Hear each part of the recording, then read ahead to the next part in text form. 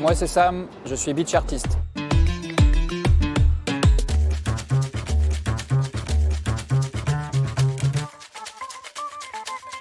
Le beach art, c'est du land art. Par définition, c'est de l'art dans la nature. On peut le comparer un peu à du street art. À la place d'une bombe aérosol et d'un mur, j'ai un râteau et une plage à marée basse.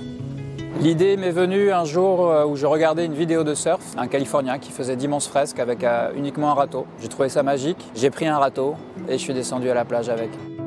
J'ai commencé il y a 11 ans maintenant, j'essaie de faire ça dans le monde entier. Donc je voyage en essayant de trouver des belles plages, des jolis lieux.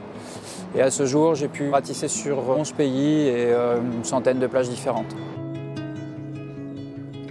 Mon travail dépend énormément des conditions météo. Je ne peux pas le faire sur toutes les plages. Il faut qu'il y ait une plage avec un sable dur qui soit recouverte à marée haute pour que quand elle se retire, le sable soit humide.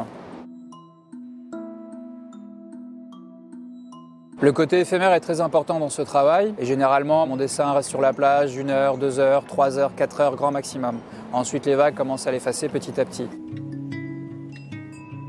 Quand on passe devant quelque chose qui est immuable, une sculpture, au bout d'un moment on ne va plus la voir. Le beach art, ça va durer 1 heure, 2 heures et c'est prendre conscience de l'instant présent, de la beauté de l'environnement et de sa fragilité. Ça nous pose, je pense, en contemplateur conscient. J'ai un atelier qui est vivant. Mon environnement change tous les jours. Il n'y a aucune journée qui se ressemble. Je ne vais jamais avoir la même lumière, je ne vais jamais avoir la même marée, la même houle. La perfection de mes dessins, comment j'arrive à faire des traits droits ou des cercles parfaits, c'est avec l'habitude. J'utilise quasiment jamais de cordeau, un peu comme un compas pour faire des cercles. Moi, j'utilise presque uniquement mon râteau, c'est tout.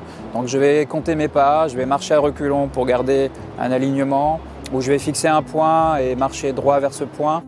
Des œuvres marquantes dans mon travail. La première qui me vient à l'esprit, c'est celle que j'ai faite cet été pour le G7. C'était mon plus gros challenge, dessiner les 7 présidents avec un message en dessous, invitant à travailler dans le sens de l'égalité des genres. La deuxième, c'est mon best-seller en fait. C'est dans mon esprit à la base une branche de corail avec une branche de tamaris en premier plan. Et donc les deux, mon dessin et la branche de tamaris, se répondent un petit peu. Troisième œuvre, probablement une œuvre au Maroc. J'ai dessiné autour d'une calligraphie qu'on avait posée sur le sol, qui faisait 1 mètre carré. C'était un beau moment d'échange.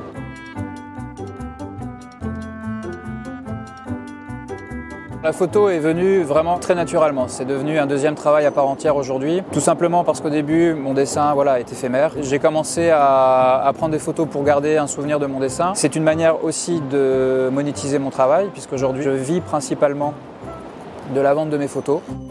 Mon avenir, pour le moment, c'est continuer à faire ce que j'aime. J'ai trouvé quelque chose qui me convient bien.